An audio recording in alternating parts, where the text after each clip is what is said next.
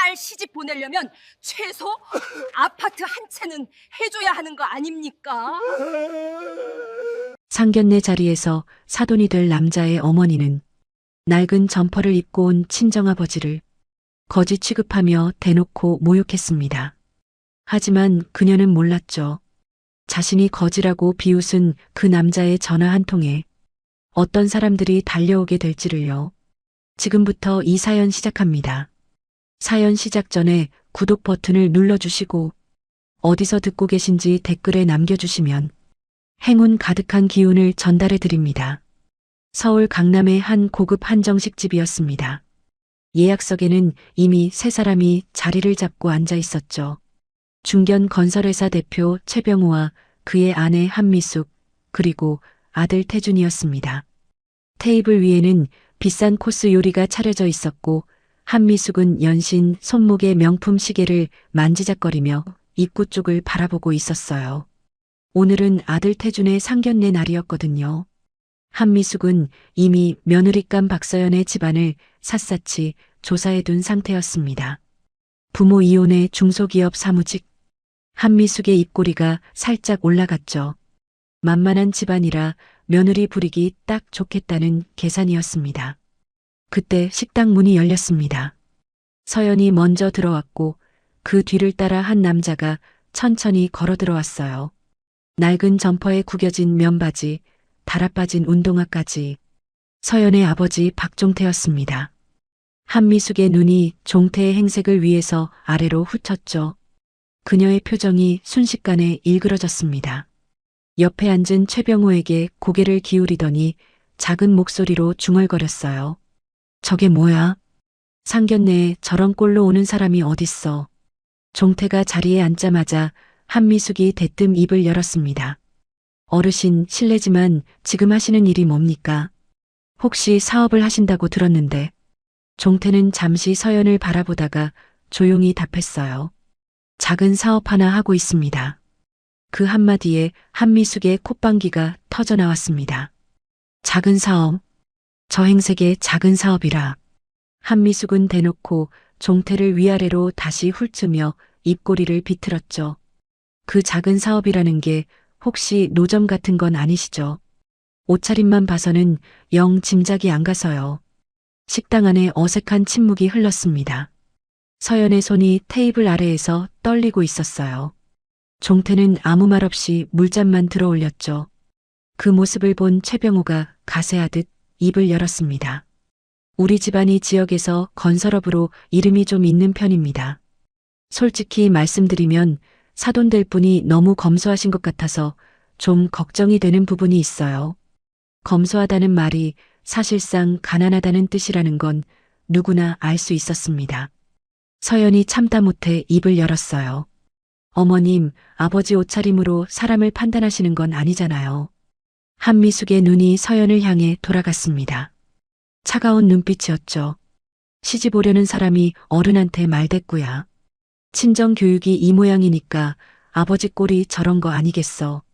태준이 옆에서 조심스럽게 한마디 했습니다. 엄마, 좀 그만하지.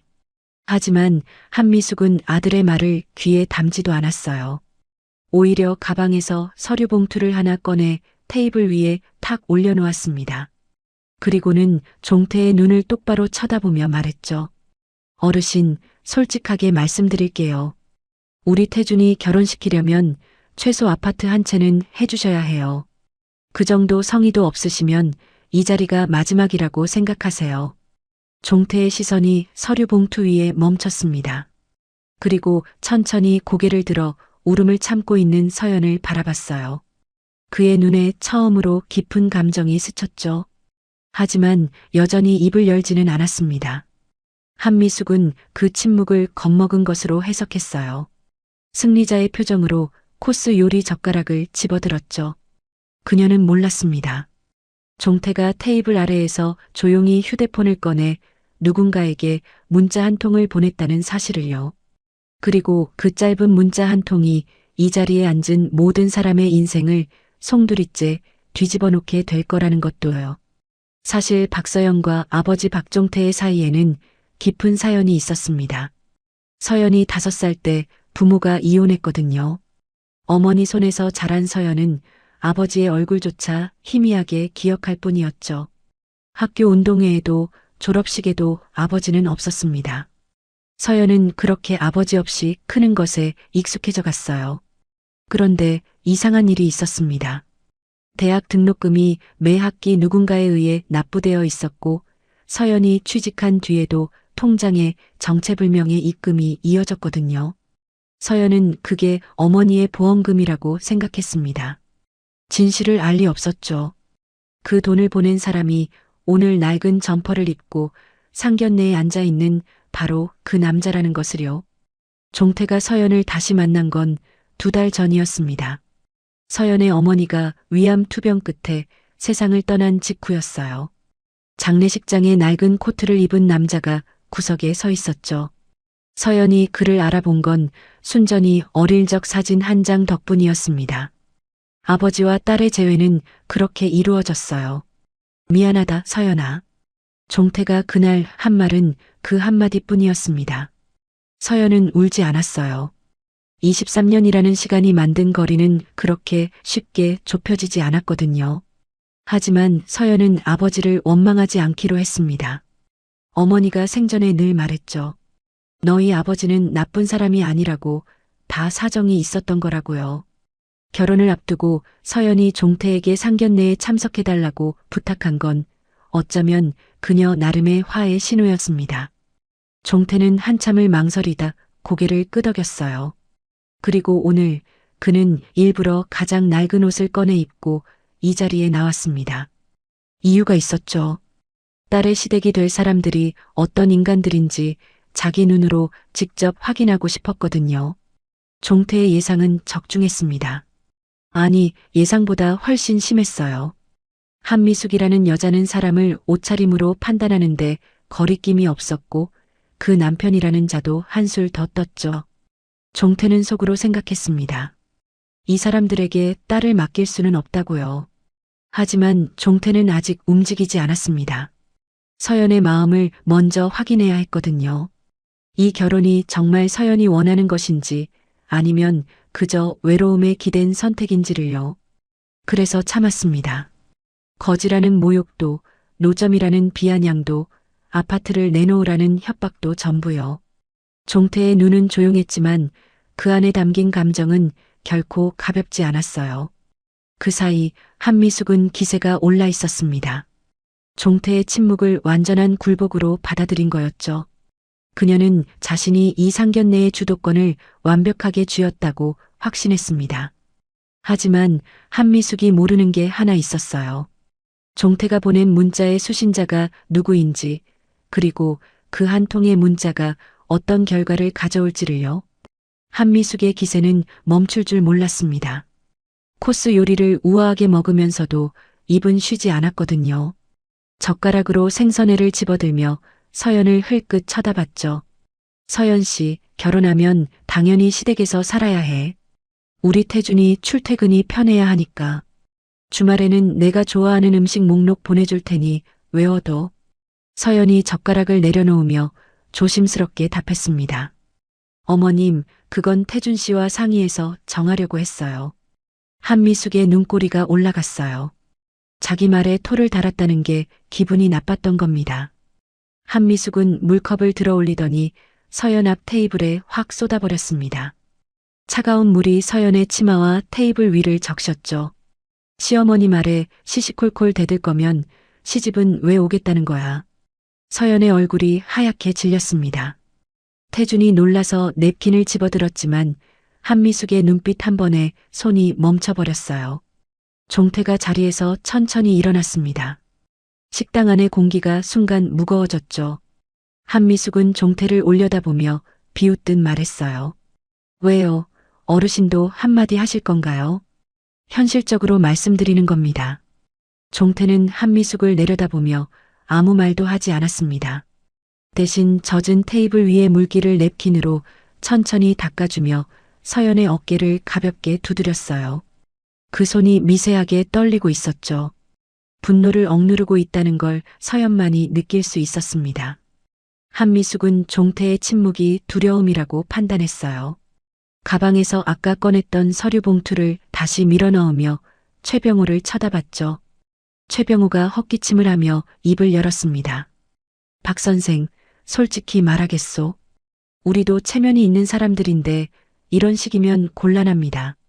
혼수며 예단이며 기본은 갖춰야 하는 거 아니오. 종태가 최병우를 바라봤어요.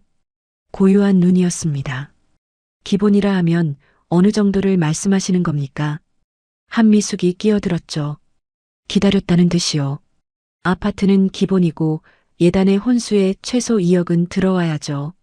그 정도 성의도 없으시면 저희가 왜 이 결혼을 허락하겠습니까? 2억이라는 금액이 식당 안에 울렸습니다. 서연의 눈에서 눈물 한 방울이 떨어졌어요. 자신 때문에 아버지가 이런 수모를 당하고 있다는 사실이 가슴을 짓눌렀거든요. 종태가 서연에게 고개를 돌렸습니다. 서연아, 괜찮다. 아빠가 다 들었으니까. 그 한마디에 서연의 눈물이 더 쏟아졌죠. 23년 만에 듣는 아빠라는 단어가 이런 자리에서 나올 줄은 몰랐으니까요. 한미숙은 코웃음을 쳤습니다. 괜찮긴 뭐가 괜찮아요. 돈이 있으면 내놓고 없으면 솔직하게 말씀하세요. 종태가 천천히 자리에 다시 앉았습니다. 그리고 주머니에서 낡은 휴대폰을 꺼내 번호 하나를 눌렀어요. 신호음이 2번 울리자 상대가 받았죠. 종태는 짧게 한마디만 했습니다. 본철아, 지금 바로 이리 와라. 전화는 3초 만에 끝났습니다. 한미숙은 그 모습을 보며 피식 웃었어요. 누굴 부르는 건지 모르겠지만 저런 행색의 사람이 부를 수 있는 건 기껏해야 동네 친구 정도일 거라고 생각했죠. 하지만 정확히 15분 뒤 한미숙은 자신의 그 판단이 인생 최대의 실수였다는 걸 깨닫게 됩니다. 종태가 전화를 끊은 뒤에도 한미숙의 공세는 계속되었습니다. 오히려 더 거세졌죠. 종태가 누군가를 불렀다는 사실이 한미숙의 자존심을 건드린 거였어요. 어르신, 혹시 지금 누구 부르신 겁니까? 이 자리에 외부 사람까지 끌어들이시겠다는 건가요? 종태는 대답 대신 물만 한 모금 마셨습니다. 그 태연한 모습이 한미숙을 더 자극했어요. 한미숙은 의자를 뒤로 밀며 목소리를 높였죠. 이거 참 답답하시네. 사위 될 사람 앞에서 장인이라는 양반이 이렇게 무능력해 보여도 되는 겁니까? 최병우도 가세했습니다. 팔짱을 끼며 종태를 내려다보듯 바라봤어요. 솔직히 이 정도면 결례 아닙니까? 상견례에 제대로 된 양복 한 벌 못 입고 오시는 것도 그렇고 기본적인 예의가 없으신 것 같소? 서연이 자리에서 벌떡 일어났습니다.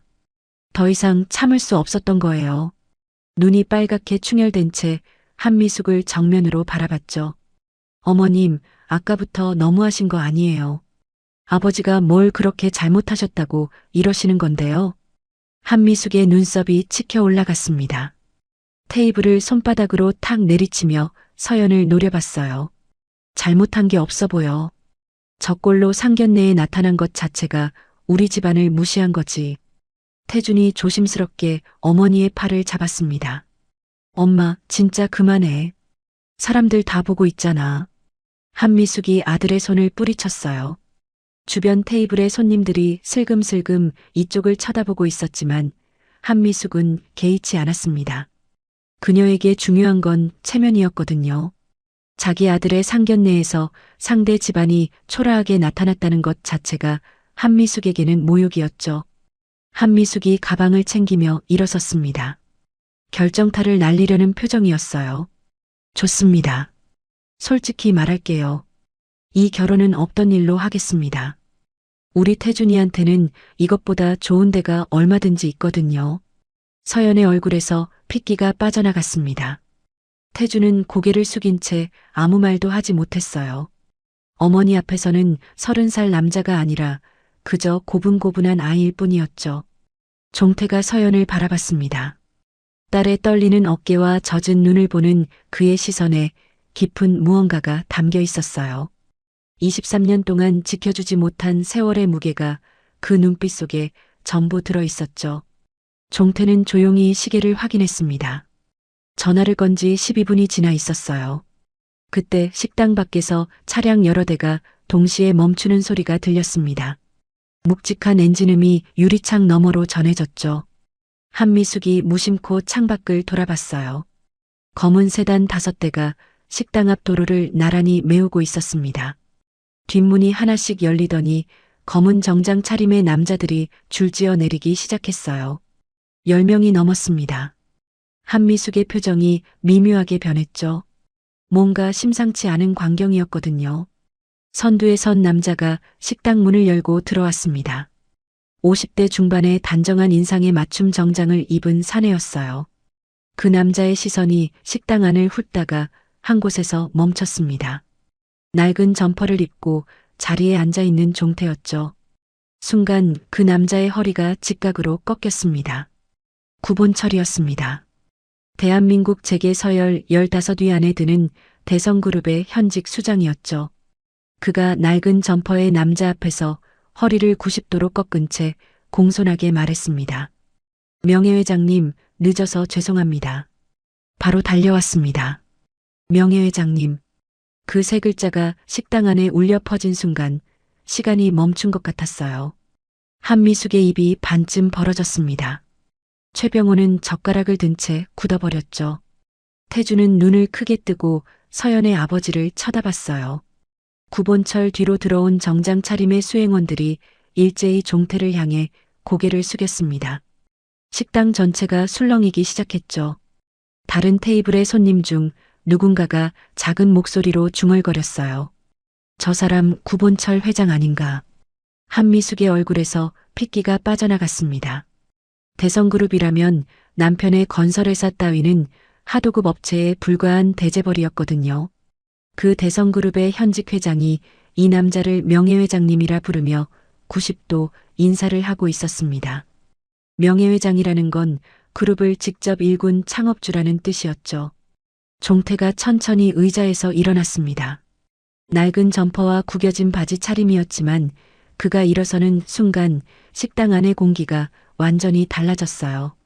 구본철이 재빨리 의자를 빼드렸죠. 오시는 동안 불편하신 점은 없으셨습니까?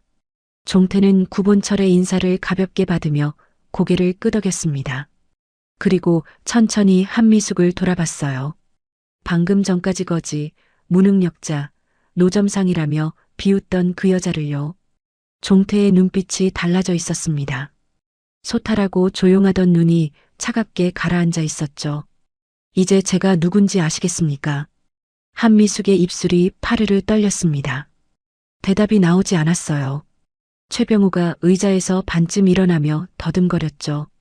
아니, 그러면 박 선생이, 아니 회장님이 대성그룹이. 구본철이 최병우를 차갑게 쳐다보며 말을 잘랐습니다. 대성그룹 창업주이자 명예회장이신 박종태 회장님이십니다. 말씀을 가려서 하시죠. 최병호의 다리에서 힘이 빠졌어요. 대성그룹 명예회장이라면 재계에서 살아있는 전설이나 다름없었거든요. 자신의 건설회사가 대성건설 하도급을 받아먹고 살고 있다는 사실이 번개처럼 머리를 스쳤습니다. 서연도 충격에 빠져 있었습니다. 아버지를 올려다보는 눈이 크게 흔들리고 있었어요. 2달 전 장례식장에서 제외한 아버지가 대성그룹 창업주였다는 사실을 이제야 알게 된 거였죠. 종태가 서연을 바라봤습니다. 그 눈에는 미안함과 안쓰러움이 동시에 담겨 있었어요. 한미숙이 의자에서 미끄러지듯 내려왔습니다. 무릎이 바닥에 닿았죠. 방금 전까지의 거만함은 흔적도 없었어요. 하지만 종태는 그녀를 내려다보지도 않았습니다. 대신 구본철을 돌아보며 짧게 지시했어요. 저쪽 건설회사 건 다 알아봤지. 구본철이 서류 가방에서 파일 하나를 꺼내며 고개를 숙였습니다. 네, 명예회장님. 전부 파악해 두었습니다. 구본철이 파일을 펼쳤습니다. 그 안에는 최병호의 건설회사에 대한 모든 것이 정리되어 있었어요. 매출 현황, 하도급 계약 내역, 부채 비율, 심지어 최근 입찰 내역까지 빠짐없이 담겨 있었죠. 명예회장님, 보고 드리겠습니다. 최병호 대표의 건설회사는 현재 연매출 800억 원 규모입니다. 그중 대성건설 하도급 물량이 560억 원으로 전체 매출의 70%를 차지하고 있습니다. 70%. 그 숫자가 한미숙의 머릿속을 관통했습니다. 남편 회사 매출의 70%가 대성그룹에서 나온다는 뜻이었거든요. 한미숙의 얼굴이 백지장이 됐어요. 자신이 거지라고 비웃은 남자가 사실상 남편 회사의 생사여 탈권을 쥐고 있었던 겁니다. 최병우가 무릎을 꿇었습니다. 한미숙 옆에 나란히 바닥에 엎드린 거였죠. 입술이 바들바들 떨리고 있었어요. 회장님. 아니, 명예회장님. 제가 눈이 멀었습니다. 정말 몰라배웠습니다. 한미숙도 두 손을 모아 종태 앞에 내밀었습니다. 명예회장님, 제가 잠시 정신이 나갔었어요. 제발 한 번만 용서해 주세요. 종태는 무릎 꿇은 두 사람을 내려다봤습니다. 표정 하나 변하지 않았어요. 이 두 사람이 30분 전까지 자신의 딸에게 무슨 짓을 했는지 하나도 잊지 않았거든요. 물을 쏟고 거지라 부르고 파혼을 협박했죠. 종태가 천천히 입을 열었습니다. 용서요. 방금 전까지 내 딸한테 물을 쏟던 분이 용서를 구하십니까? 한미숙의 몸이 움찔했어요. 종태의 목소리는 높지 않았지만 한 글자 한 글자에 무게가 실려 있었죠. 내 딸한테 시집올 처지에 버릇 없다 했죠. 내 옷을 보고 거지라 했고 노점상이라 했습니다. 그리고 위자료 3억을 주겠다며 돈 봉투를 밀어놓았어요. 종태가 테이블 위에 놓인 서류 봉투를 집어들었습니다. 한미숙이 아까 내밀었던 바로 그 봉투였죠. 종태가 그것을 최병우 앞에 내려놓으며 말했어요. 이 돈이면 내 딸을 살 수 있다고 생각하셨습니까? 최병우의 이마에 땀이 송골송골 맺혔습니다. 한미숙은 바닥에 이마를 박다시피 하며 연신 고개를 조아렸죠. 구본 처리 파일을 한 장 더 넘기며 담담하게 보고를 이어갔어요. 추가로 말씀드리면 다음 달 대성건설 하도급 재계약 심사가 예정되어 있습니다. 계약 갱신 여부는 명예회장님의 결재 한 건으로 결정됩니다. 최병우의 안색이 흑빛으로 변했습니다. 계약이 끊기면 회사가 반토막 나는 수준이 아니라 문을 닫아야 하는 상황이었거든요. 한미숙이 울먹이며 종태의 바지 끝자락을 잡으려 했어요. 명예회장님, 제가 죽을 죄를 졌습니다. 회사 것만은 제발. 종태가 한 발 물러서며 한미숙의 손을 피했습니다. 그리고 시선을 돌려 한쪽 구석에서 벌벌 떨고 있는 태준을 바라봤어요. 태준은 고개를 들지 못하고 있었죠. 종태의 눈이 차갑게 가라앉았습니다. 종태가 태준에게 다가갔습니다. 태준은 의자에 앉은 채 고개를 숙이고 있었어요. 30살 남자의 어깨가 잔뜩 웅크려져 있었죠. 종태가 태준 앞에 서며 낮은 목소리로 물었습니다. 자네가 최태준인가? 태준이 고개를 간신히 들었어요. 눈이 공포로 가득 차 있었죠. 네, 그렇습니다. 종태는 태준의 눈을 가만히 들여다봤습니다. 그리고 조용하지만 단단한 목소리로 질문을 이어갔어요. 아까 자네 어머니가 내 딸한테 물을 쏟았지. 그때 자네는 뭘 했나? 태준의 입술이 달싹거렸지만 아무 소리도 나오지 않았습니다. 종태가 한 발 더 다가섰어요. 내 딸이 모욕당하고 옷이 젖고 눈물을 흘리는 동안 자네는 옆에 앉아서 구경만 했어. 냅킨 하나 건네다가 어머니 눈치 보고 멈췄지. 태준의 얼굴이 시뻘겋게 달아올랐습니다. 부정할 수 없는 사실이었거든요. 종태의 목소리에는 분노보다 깊은 실망이 담겨 있었어요. 사랑하는 사람이 모욕당하는 걸 보고도 입 한 번 못 여는 남자한테 내 딸을 맡길 수는 없네. 한미숙이 바닥에서 고개를 들었습니다. 상황이 결혼 취소 쪽으로 흘러가고 있다는 걸 직감한 거였죠. 명예회장님, 태준이는 원래 착한 아이예요. 제가 너무 기가 센 탓에 아이가 위축된 거지 태준이 잘못이 아닙니다. 종태가 한미숙을 돌아봤습니다. 차가운 눈빛이었어요. 지금 와서 착한 아이라고 하시는 겁니까? 방금 전에 내 딸이 울고 있을 때 그 착한 아이는 어디 있었습니까? 한미숙의 입이 닫혔습니다. 더 이상 할 말이 없었던 거예요. 종태가 시선을 서연에게로 돌렸죠. 서연은 자리에 앉은 채 눈물이 마른 얼굴로 아버지를 바라보고 있었습니다. 충격과 혼란, 그리고 어딘가 안도감이 뒤섞인 복잡한 표정이었어요. 종태가 서연 앞에 무릎을 굽히며 눈높이를 맞췄습니다. 23년 동안 한 번도 해주지 못했던 말을 하려는 것처럼 입을 천천히 열었죠. 서연아, 아빠가 미안하다. 23년 동안 내 옆에 없었던 거, 내가 힘들 때 지켜주지 못한 거, 다 아빠 잘못이야. 서연의 눈에서 다시 눈물이 흘러내렸습니다. 종태가 이어서 말했어요. 하지만 이제부터는 아빠가 지켜줄게. 다시는 아무도 내 딸을 함부로 못하게 할 거야. 서연이 고개를 끄덕이며 입술을 꾹 깨물었죠. 아버지의 눈에도 눈물이 고여 있었습니다. 23년의 거리가 그 순간 조금씩 좁혀지고 있었어요. 종태가 일어서며 구본철을 바라봤습니다. 구본철이 자세를 바로잡으며 대기했죠. 본철아, 준비한 거 진행해라. 구본철이 고개를 숙이며 답했습니다. 알겠습니다, 명예회장님. 한미숙과 최병호의 몸이 동시에 경직됐어요. 무릎 꿇고 빈 것도 모자라 이제 무언가 더 큰 일이 벌어지려 하고 있었거든요. 구본철이 서류 가방에서 두꺼운 파일을 하나 더 꺼냈습니다. 테이블 위에 올려놓으며 최병호를 정면으로 바라봤죠. 최병호 대표, 현재 귀사가 보유한 대성건설 하도급 계약 7건을 전량 재심사하겠습니다. 내일 오전까지 관련 서류 일체를 본사법무팀으로 제출하십시오. 최병호의 눈동자가 크게 흔들렸습니다. 계약 7건 전량 재심사라는 건 사실상 거래 중단 통보나 다름없었거든요. 560억 원어치 물량이 한꺼번에 증발할 수도 있다는 뜻이었죠. 회장님, 제발 그것만은 안 됩니다. 직원 300명이 길바닥에 나앉게 됩니다. 구본철이 표정 하나 바꾸지 않고 답했어요. 직원 걱정은 이 자리에서 사돈에게 물을 끼얹을 때 하셨어야죠. 한미숙이 바닥에서 기어와 종태의 발 앞에 이마를 박았습니다. 눈물과 콧물이 범벅이 된 얼굴이었어요. 명예회장님, 제가 미쳤었습니다. 눈이 있어도 사람을 못 알아본 제 죄입니다. 한 번만, 딱 한 번만 봐주세요. 종태는 한미숙을 내려다보며 입을 열었습니다. 감정을 최대한 억누른 목소리였죠. 당신은 내 딸을 돈으로 평가했소.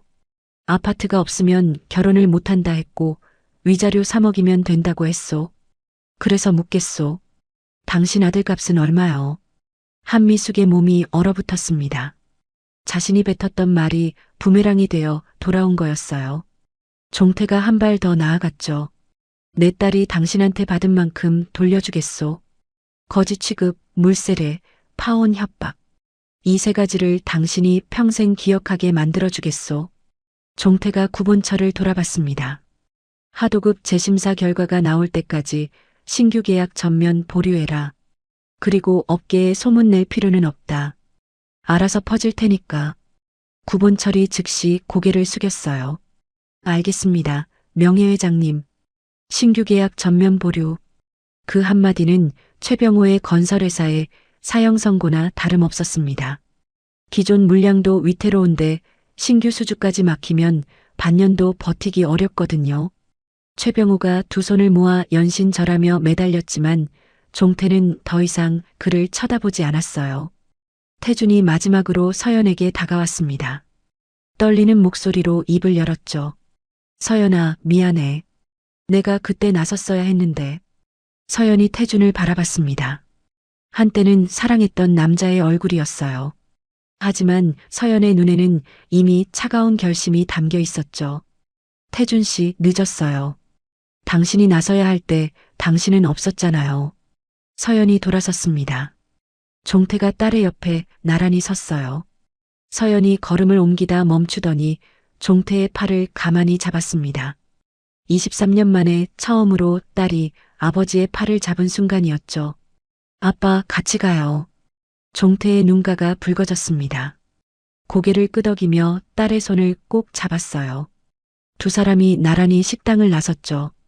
뒤에서는 한미숙의 울음소리와 최병호의 탄식이 뒤섞여 들렸지만 종태와 서연은 뒤를 돌아보지 않았습니다. 식당 앞에 줄지어 선 검은 세단 사이로 서연과 종태가 걸어갔어요. 23년의 공백이 무색하게 두 사람의 발걸음은 나란했습니다. 세상에서 가장 늦었지만 가장 단단한 부녀의 시작이었죠. 진심은 포장지를 벗겨야 보이고 사람의 가치는 겉모습이 아닌 행동으로 드러나는 법이니까요. 여러분의 사연도 들려주세요. 구독, 좋아요 눌러주시면 더 감동적인 사연으로 찾아뵙겠습니다.